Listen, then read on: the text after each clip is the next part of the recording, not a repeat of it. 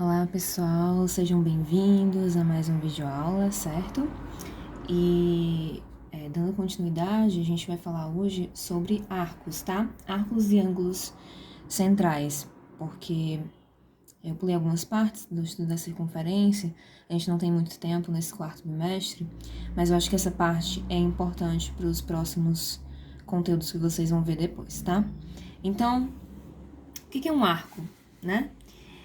O arco é a parte da circunferência, uma parte, é um pedaço, é basicamente um pedaço de círculo, de uma circunferência, né?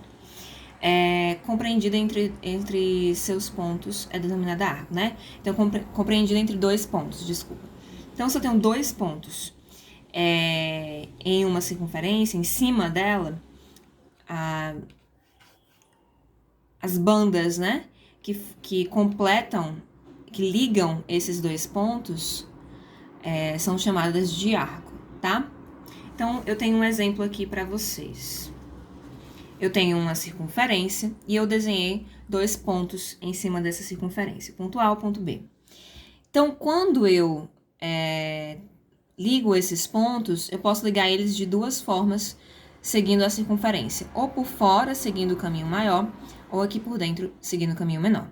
Se eu for por fora, eu vou ter o meu arco maior, também é um arco, é um pedaço de círculo, não é um círculo completo, não é uma circunferência completa. E se eu for pelo caminho menor, eu tenho o arco menor. Então, o arco é basicamente um pedaço de uma circunferência, como se eu estivesse tirando uma fatia, certo? E aí, o ângulo em que o vértice, né, o centro desse ângulo, o vértice, a ponta, é o centro da circunferência, a gente chama de ângulo central, tá?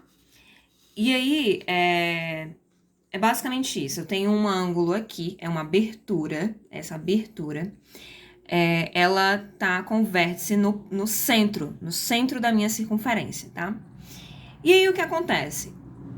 Essa abertura, ela, em dois pontos, ela cruza a circunferência. Ela cruzou aqui nesse ponto que eu chamei de A, e ela cruzou aqui nesse ponto que eu chamei de B, certo? O que isso aqui tá me dizendo? O ângulo central vai ser esse compreendido no ponto O. Então, se o ângulo tá no ponto O, eu coloco esse chapeuzinho aqui, esse acento circunflexo, em cima do ponto em que o ângulo está, certo? E ele vai do A, O, até o B, né? É isso, esse V aqui, essa abertura. Então, esse é o ângulo central, AOB, ok? E AB é o arco que foi formado por conta desses dois pontos aqui. É o arco correspondente a essa abertura, a esse ângulo. E o que é que isso nos diz? Que a medida em ângulos, tá, gente? Em graus, a medida em graus desse ângulo aqui é a mesma medida em graus desse arco. Então, o arco de circunferência correspondente a um ângulo, qualquer ângulo que seja, ele vai ter sempre a mesma medida que o ângulo. Então, se esse ângulo aqui tiver 50 graus, esse arco também vai ter 50 graus, certo? Se o ângulo tiver 100 graus, o arco vai ter 100 graus e assim vai.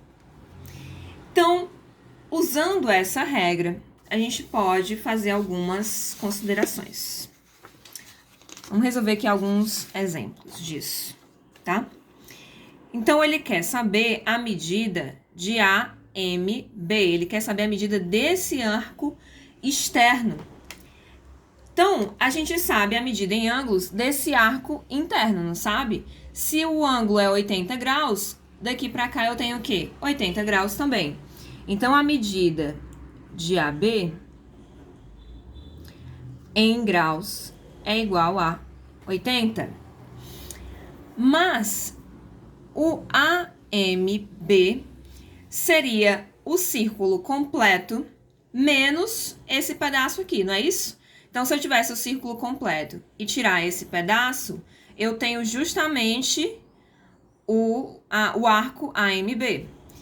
Então, um círculo completo, uma volta completa, ele tem quantos graus? né?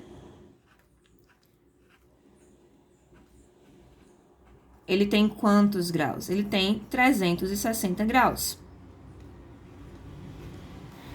Então, eu vou subtrair. Eu vou subtrair o quê? 360 menos o valor de AB. Então, 300, o AMB vai ser igual a 360 graus menos 80 graus.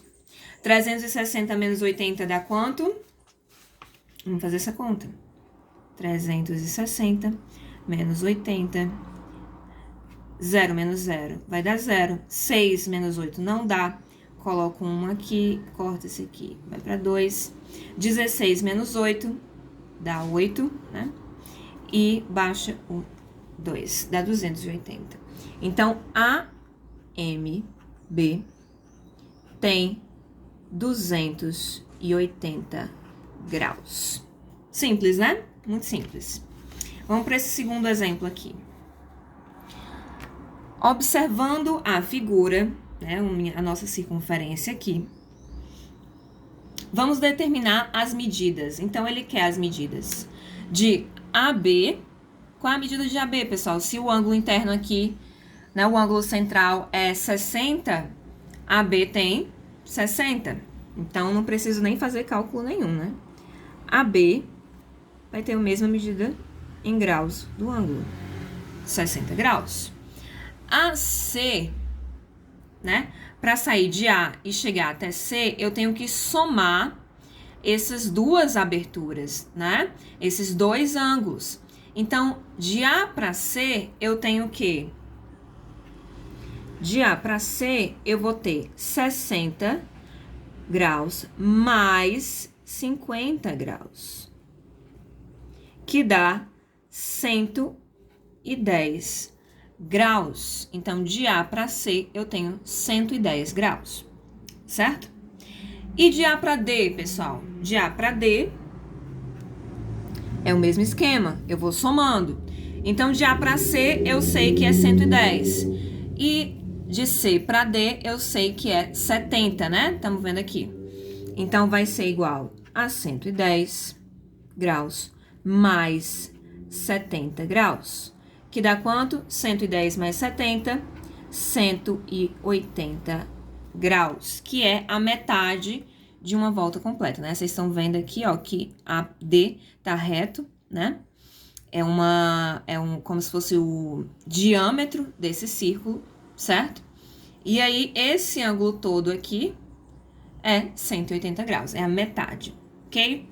E ele quer também o AMD. Ora, se de A para D, por esse lado aqui, ABCD, né?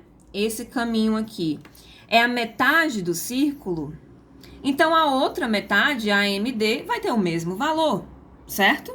Então, é o mesmo valor de AD. A AMD é igual a AD,